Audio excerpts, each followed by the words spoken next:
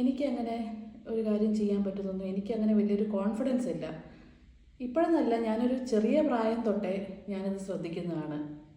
ഞാനൊരു കാര്യങ്ങൾ ചെയ്യുന്നതായിട്ടോ എന്നെ ആരെങ്കിലും ഞാൻ ചെയ്തൊരു കാര്യത്തിന് അപ്രീഷിയേറ്റ് ചെയ്തതായിട്ടോ ഒന്നും തന്നെ എൻ്റെ ഓർമ്മയിലില്ല എന്ന് പറഞ്ഞിട്ട് ആളിങ്ങനെ കണ്ടിന്യൂസ് ആളുടെ ഒരു കുറവുകളെ പറ്റി നെഗറ്റീവായിട്ട് ഇങ്ങനെ പറഞ്ഞുകൊണ്ടേ ഇരിക്കുകയായിരുന്നു. അപ്പോൾ നമ്മൾ സജസ്റ്റ് ചെയ്തൊരു കാര്യം എന്താണെന്ന് വെച്ചാൽ, ഇങ്ങനെ എപ്പോഴും സ്വയം കുറ്റപ്പെടുത്താതെ അല്പം സെൽഫ് കമ്പാഷനേറ്റായി കുറച്ച് നമ്മളെ ഒന്ന് സ്നേഹിക്കുന്നത് പോലെ വളരെ കൈൻഡായിട്ടും നമ്മളോടൊന്ന് സംസാരിക്കണം. എപ്പോഴും സ്വയം കുറ്റപ്പെടുത്തുന്ന അത്ര നല്ലൊരു കാര്യമല്ല. കോൺഫിഡൻസിനെ അഫക്റ്റ് ചെയ്യും, സന്തോഷം നഷ്ടപ്പെടും, പതുക്കെ ഡിപ്രഷനിലേക്കൊക്കെ വീണു പോകാൻ ഇതൊരു വളരെ പ്രധാനപ്പെട്ട കാര്യമാണെന്നൊക്കെ പറയുമായിരുന്നു.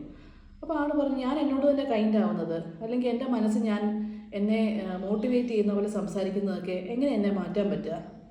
ഉറപ്പായിട്ടും ആൾക്ക് കൺഫ്യൂഷൻ തോന്നും. കാരണം ഇത്രയും വർഷമായിട്ടുള്ള ഒരു ബിഹേവിയർ അല്ലേ. ഇതിനെ ഒന്ന് ബ്രേക്ക് ചെയ്യുന്ന പോലെ ആരും ആളോട് സംസാരിക്കുകയോ അതിനനുസരിച്ചുള്ളൊരു അനുഭവം ഉണ്ടാവുകയോ ചെയ്തിട്ടില്ല. അപ്പോൾ നമുക്കിതിനെപ്പറ്റി ഒന്ന് സംസാരിച്ച് ഒന്ന് ചിന്തിച്ച് നോക്കാം. എങ്ങനെയായിരിക്കും നമ്മുടെ ചിന്തകളിൽ മാറ്റം വരുത്താൻ പറ്റുക? നമുക്ക് ഇതുവരെ ഇല്ലാത്ത കോൺഫിഡൻസ് എങ്ങനെയായിരിക്കും ഡെവലപ്പ് ചെയ്യാൻ പറ്റുക? ഇത് നമ്മൾ മനസ്സിലാക്കേണ്ടത് ന്യൂറോ പ്ലാസ്റ്റിസിറ്റി എന്ന് പറയുന്ന നമ്മുടെ ബ്രെയിനിൻ്റെ ഒരു കഴിവിനെ പറ്റിയാണ് നമ്മൾ മനസ്സിലാക്കേണ്ടത്. പണ്ട് കാലങ്ങളിലൊക്കെ നമ്മൾ വിശ്വസിച്ച് വന്നിരുന്നത്, നമ്മളൊരു നിശ്ചിത പ്രായത്തിൽ, മേ ബി ഒരു 20-25 വയസ്സിലൊക്കെ ഒരു കാര്യം പഠിച്ചതാണ്. അതിനുശേഷം പ്രായമായി കഴിയുമ്പോൾ ഒരു 60 വയസ്സ് കഴിഞ്ഞിട്ടോ 50 വയസ്സ് കഴിഞ്ഞിട്ടോ ഒന്നും തന്നെ നമുക്ക് പുതിയൊരു കാര്യം ചെയ്യാൻ പറ്റില്ല, ഒന്നും പഠിക്കാൻ പറ്റില്ല എന്നൊക്കെ നമ്മൾ വിശ്വസിച്ചിരുന്നു. പക്ഷേ ഇപ്പോഴുള്ള സ്റ്റഡീസൊക്കെ പറയുന്നത് നമ്മുടെ ബ്രെയിൻ എപ്പോഴും പുതിയ കാര്യങ്ങൾ പഠിക്കാനും അതിങ്ങനെ പുതിയ കണക്ഷൻസ് ഫോം ചെയ്യുന്ന രീതിയിൽ അതിന് പ്രാപ്തിയുണ്ട് എന്നുള്ളതാണ്. നമ്മൾ ഒരുപാട് അണ്ടർ എസ്റ്റിമേറ്റ് ചെയ്ത് നമ്മുടെ ബ്രെയിനിനെ കാണരുത്. നമ്മൾ വിചാരിക്കുന്നതിനപ്പുറം കഴിവുകൾ നമ്മുടെ ബ്രെയിൻ ഉണ്ടെന്നുള്ളതാണ് പുതിയ സ്റ്റഡീസ് പറയുന്നത്. അപ്പോൾ ഈ കോൺഫിഡൻസ് ഇഷ്യൂ ആവട്ടെ, എന്തും ആവട്ടെ, നമ്മൾ പുതിയ രീതിയിൽ നമ്മുടെ ബ്രെയിനിൽ കണക്ഷൻസ് ഫോം ചെയ്യുന്ന രീതിയിൽ നമ്മൾ പ്രാക്ടീസ് ചെയ്യണം. നമ്മൾ ചെറിയ പ്രായത്തിൽ എങ്ങനെയാണ് നടക്കാൻ പഠിച്ചത്? നമ്മൾ കാർ ഡ്രൈവ് ചെയ്യാൻ എങ്ങനെയാണ് പഠിച്ചത്?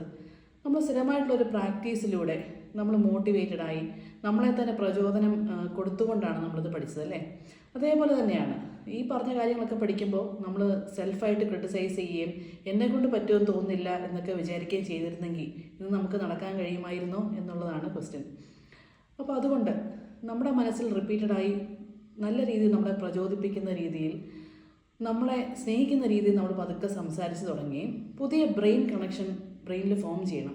പുതിയ മെമ്മറീസ്, അതായത് ഞാൻ എന്നെ പതുക്കെ സപ്പോർട്ട് ചെയ്തപ്പോൾ എനിക്ക് നല്ല മാറ്റങ്ങൾ വന്നു തുടങ്ങി, ഞാൻ ജീവിതത്തിൽ കോൺഫിഡൻ്റ് ആയിട്ട് പെരുമാറി തുടങ്ങി. ഇങ്ങനെ ഒരു അനുഭവം നമുക്ക് വരുന്ന രീതിയിൽ നമ്മൾ അത് പ്രാക്ടീസ് ചെയ്യണം.